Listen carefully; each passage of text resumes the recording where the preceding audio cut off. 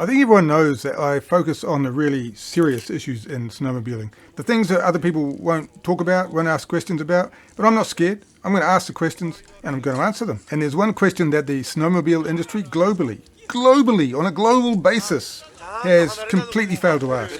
They're chickens. Well, you might be a chicken and they might be chickens, but I'm not a chicken, so I'm going to ask the question that the chickens won't ask. And you know what the question is? The question is, モービル乗る日本人は一日中何について話してんだ?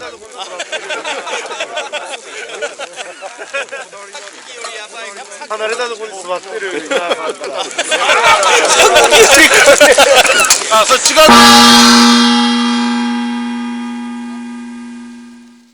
美味しいよ。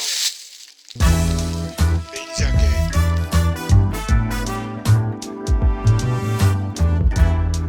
Food. They talk about food.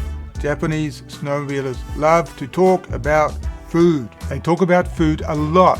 A lot. And you might think food's only one of the things they talk about, but you'd be wrong. It's the only thing they talk about.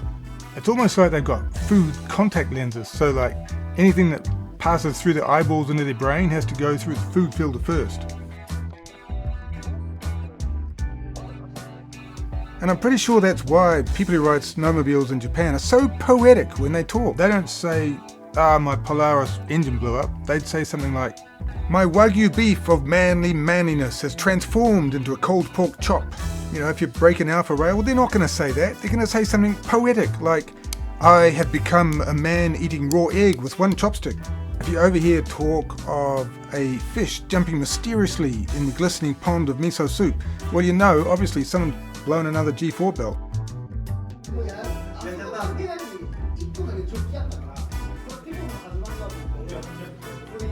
To be fair, sometimes Japanese snowmobilers will introduce a non-food topic, but it's always just a gateway drug to a food topic. Don't be fooled.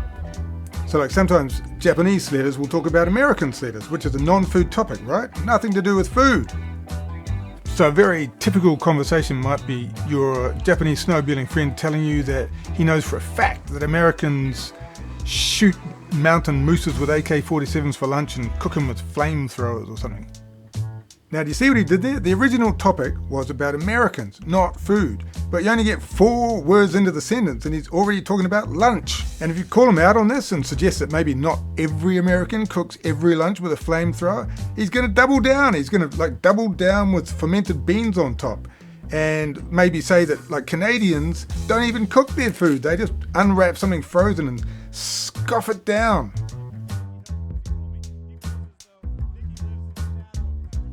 So now you're kind of trapped because on the one hand you've been tricked into another conversation about food, but on the other hand, man, you got to admit he's kind of right about these Canadians. I mean, look at this despicable behaviour. Definitely doesn't look like the most appetizing lunch, but nice hot meal. Some kind of pasta. What kind of vegan slop do you have today? I have peanut butter sandwich. Ooh, wow. Hot Pocket stuck to my muffler.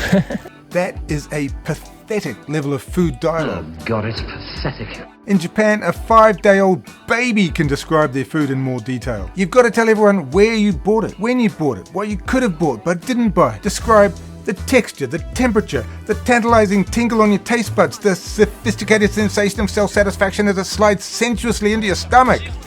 Sing a song about it. Write a love letter. Don't just say it's something hot. Definitely doesn't look like the most appetizing lunch, but nice hot meal. And for Christ's sake, don't stand there eating it like a heathen. Sit down, man. Make a lunch table, prepare the ingredients, build your kitchen, show us your tools, open beverages, take your bloody time, because this is the whole point of the day. The snowmobile is just a transportation that got you from where you had breakfast to where you're having lunch. And when you're done eating, your snowmobile will take you to dinner.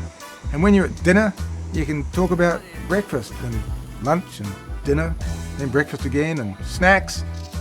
And maybe that epic day last season when the snow was so deep it took 2 hours to pack down a proper, fully functional, civilized lunch table.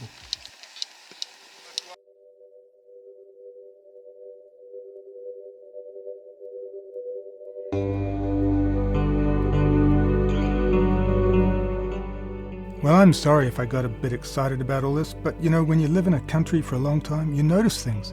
And sometimes people from outside don't understand, or worse yet, they think you're telling porkies.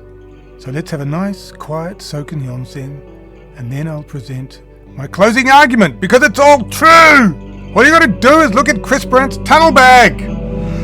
Sorry. Calm down.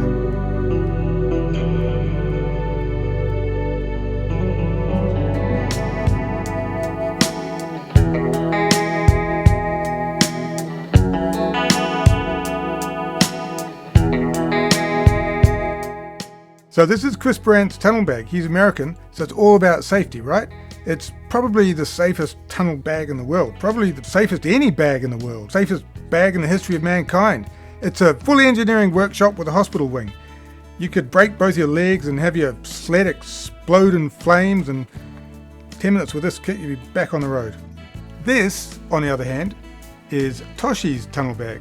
Toshi is Japanese, so his tunnel bag is all about food. I mean, Christ, it's a full-service restaurant with a walk-in pantry and a pizza oven. Tools. Food.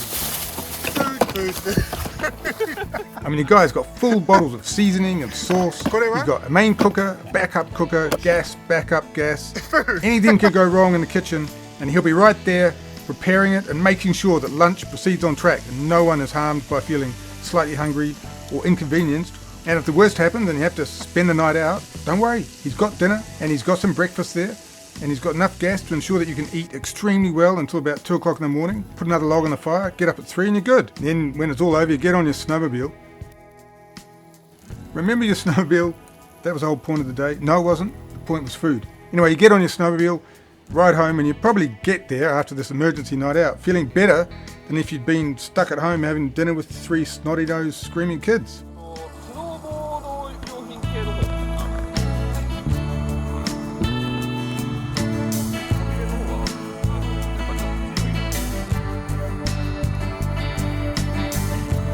So Americans, Canadians, snowmobilers everywhere, get with the program. Come on. I've done the research. Talk about food. Food.